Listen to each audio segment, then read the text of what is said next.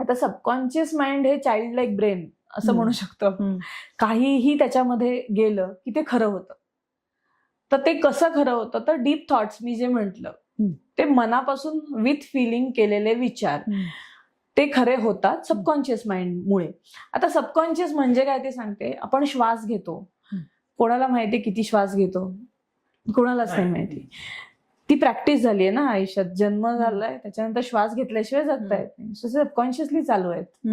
We are not doing anything extra for that. असं तब्येत खराब झाली की वेगळं, तेव्हा मात्र प्राणायामाच्या ह्याला असं करतात आता, असं नाही. पण हा फॉर दॅट मॅटर की ते कार ड्रायव्हिंगचं म्हटलं तर पहिल्यांदा आपण खूप कॉन्शियसली चालवतो. एकदा पाय हात व्यवस्थित बसले गाडीवर की मग ते सबकॉन्शियस प्रोसेस असते की आपण कशीही चालवतो आणि काही होत नाही, नीटच चालवतो.